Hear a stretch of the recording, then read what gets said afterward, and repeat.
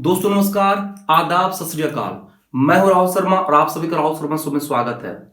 भारत का इतिहास इस चर्चा को आगे बढ़ा रहे हैं और आज हम प्रवेश करने जा रहे हैं उत्तर वैदिक काल में। इसके पिछले वाले वीडियो में चर्चा किया ऋग्वेद काल के बारे में और आज हम बात करेंगे उत्तर वैदिक काल के बारे में। तो वीडियो को स्किप ना करें, पूरा देखें।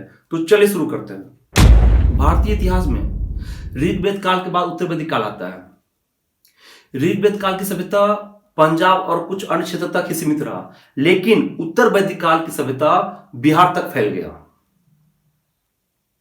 इस काल की जो मुख्य केंद्र था वो था मध्य प्रदेश। मूल निवासियों और आर्यों का संघर्ष समाप्त हो चुका था और राज्यों का विस्तार होने लगा। नगरों को उनके आकार के द्वारा चिन्हित किया जाने लगा। औसतन 30 से 50 वर्ग किलोमीटर क्षेत्र वाले नगर सामान्य माने जाने लगे। उत्तर वैदिक काल का जो काल था वो 1000 से 500 ईसा पूर्व के बीच माना जाता है। 800 ईसा पूर्व से लोहे का प्रयोग होना शुरू हो गया। 600 ईसा पूर्व में लोहे से अस्त्र और शस्त्र बनने शुरू हुए।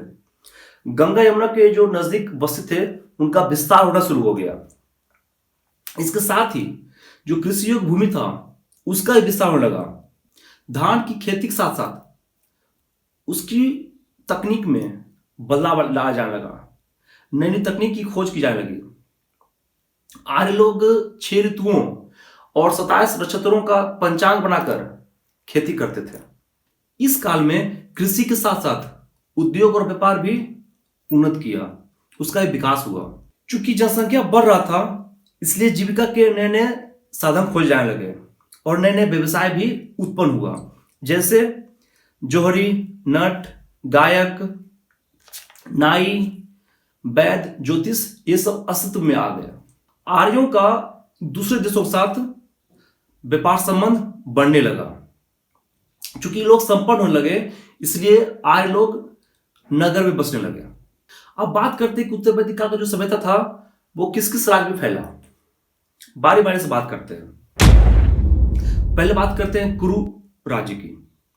इस युग में कुरुओं का राज सबसे अधिक प्रसिद्ध और शक्तिशाली था। इसका विस्तार थानेश्वर, दिल्ली, गंगा यमुना के बीच के उत्तरी भाग में था। इस विशाल राज्य का नाम कुरुक्षेत्र पड़ा, जिसकी राजधानी हस्तिनापुर थी। विदेह राज, आजकल का जो तिरहुत प्रदेश है उसके आसपास का राज्य ही विदेह राज था। और तिरहुत कहां था?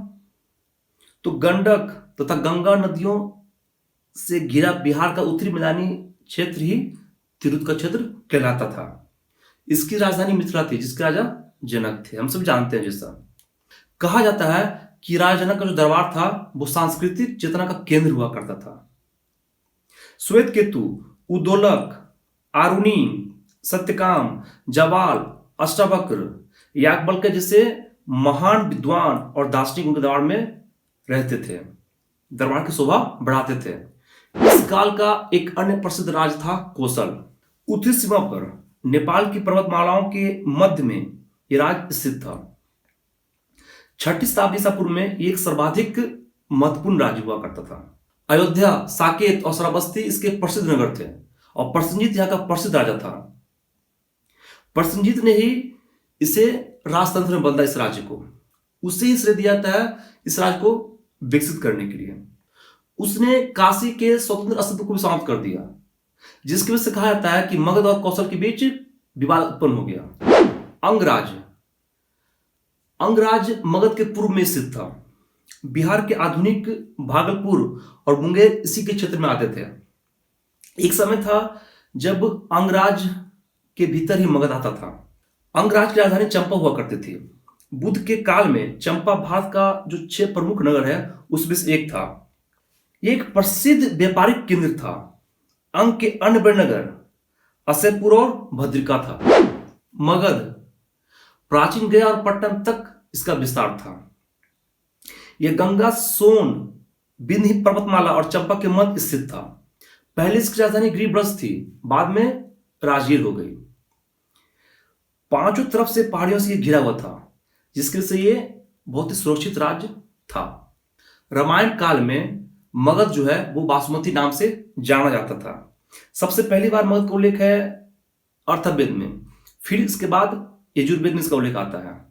महाभारत और पुराणों के अनुसार मगध के प्राचीन वंश की स्थापना बृहद द्वारा की गई, जो जरासंध के पिता थे। शिशुनाग द्वारा शिशुनाग वंश और हर्यक वंश के बिंबिसार इस राज्य में राज किए। बिंबिसार 15 वर्ष की आयु में राज करना आरंभ किए। उन्होंने अलग अलग राज्यों से संबंध स्थापित किए, किसी से मैत्री करके तो किसी से विवाह करके। उन्होंने अवंती के राजा तक्षशिला, मद्र, कौशल और वैशाली राजा के साथ मित्रता की और वैवाहिक संबंध स्थापित किए। मध्य की राजकुमारी खेमा उनकी प्रमुख पटरानी थी। उसने कौशल, लिच्छवी और विदेश से भी विवाह संबंध स्थापित किया। बिंबिसार ने अंग प्रदेश पर आक्रमण किया और उसे अपने राज्य में मिला लिया। बिंबिसार के राज्य में लगभग 80,000 गांव थे। अस्थायी सेना जो है सबसे पहले बिंबिसार ही लाया था। बिंबिसार के बाद उसका पुत्र अजातशत्रु मगध का शासक बना।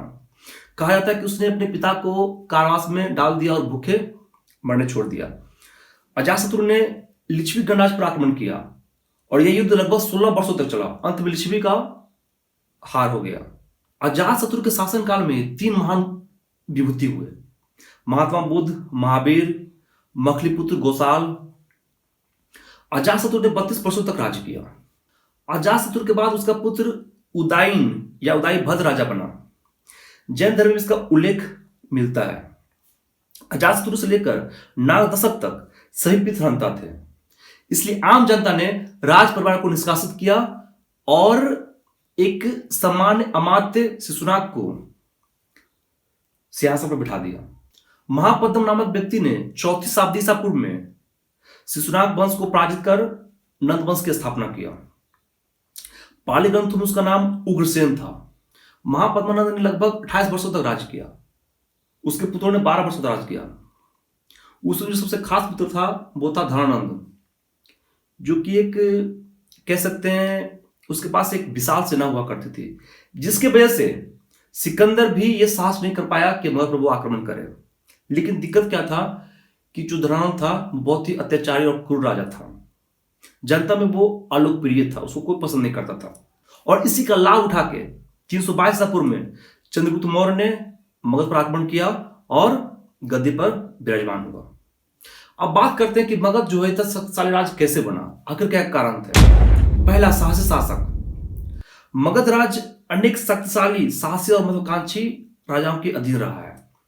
बिंबिसार अनेक विवाह करके आसपास के राजाओं को एकत्रित किया, अपने में मिलाया।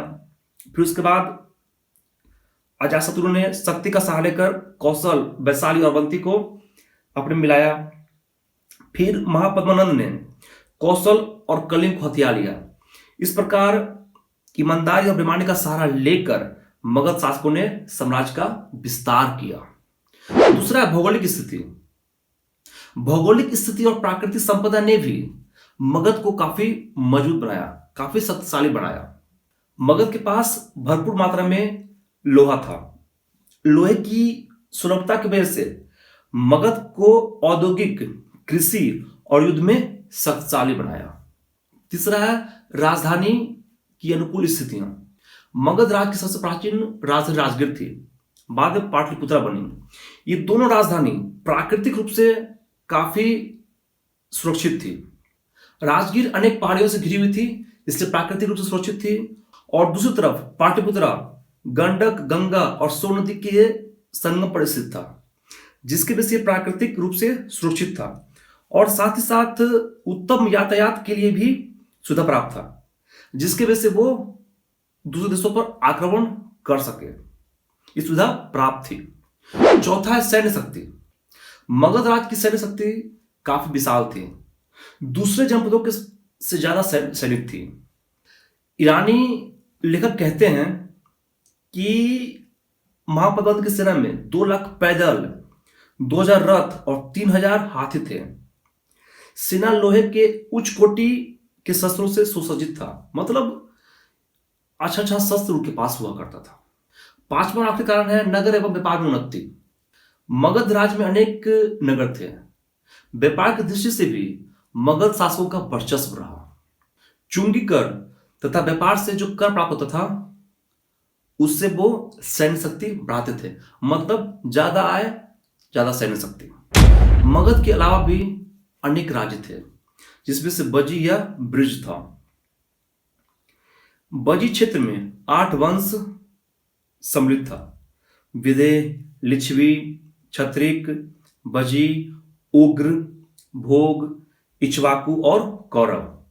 इस प्रकार से उत्तर वैदिक काल का जो क्षेत्र है वो पूरे भारत में लगभग फैला हुआ था। आज के लिए इतना ही। इसके आगे की चर्चा हम लोग अगले वीडियो में करेंगे। तब तक के लिए धन्यवाद।